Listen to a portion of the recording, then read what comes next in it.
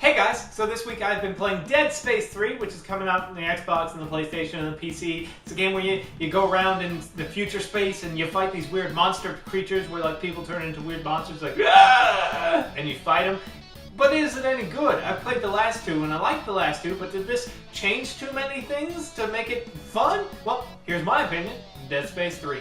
Dead Space 3 is a story of a man just trying to get his life back on track. He's gone through some rough patches, what with his girlfriend dying and driving him mad and the government using him to kickstart the apocalypse. Isaac Clarke is just trying to live his own life when a couple of guys who were really up to no good started making trouble in his part of the neighborhood. Oh, and also a bunch of crazy cultists want to, destroy the world and kill him because he stopped them a couple of times or whatever. So now Isaac really has no choice but to go along with his plan and try and stop the markers from turning everyone into crazy, disgusting alien things. One of the first things I noticed about this game is not only are you fighting the necromorphs, but you're also fighting, regular average people. And I was worried they were going to turn this game into more of a Gears of War type shooter. But the only real changes to the gameplay is that Isaac can duck so he can hide behind cover when he's being shot at. With the next iteration of the game, you expect new features like new weapons, and Dead Space does not disappoint. But one of the interesting changes is the ability to sort of dual-wield weapons. Because Isaac Clarke is an engineer by trade, he can actually take two weapons and fuse them together. So you can have like a machine gun that can cut limbs off, or like a flamethrower and a shotgun. All you have to do is find the parts or the materials to build the parts, and then go to one of the many workbenches throughout the game to build these weapons. And if you don't happen to have all the parts you need to build a certain weapon, well hey, they added this nifty little feature where you can pay them real-life money to put these weapons together. And can I just say that I'm certainly not being facetious right now when I say that this is an amazing idea and I wish that they would expand it. Aw, I died again! Has this ever happened to you? With Dead Space 3, you don't gotta worry about that.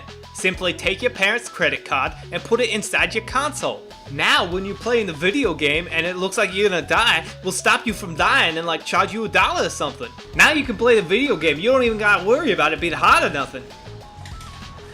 Thanks, Dead Space 3!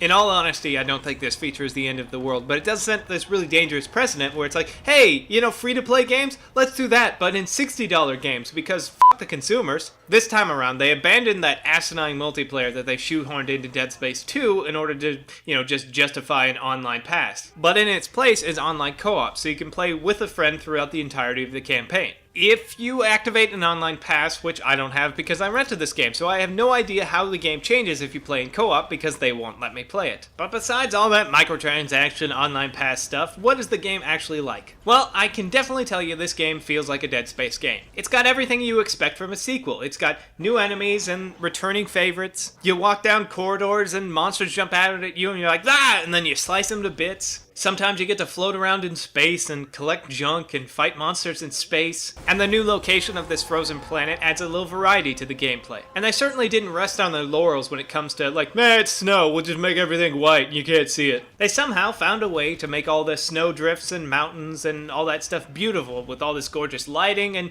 great art direction. Isaac Clarke runs around punching and stomping on things and shooting stuff and solving puzzles and then fighting boss monsters. The storytelling and the characters are all pretty well done, but unfortunately the story's missing a little bit of that, Isaac Clarke is slowly losing his mind and can't trust what he's seeing stuff that I liked in the first two games. Though I have a sneaking suspicion you see a lot more of that if you're playing in co-op with your new co-op partner, but I don't have co-op so I can't tell.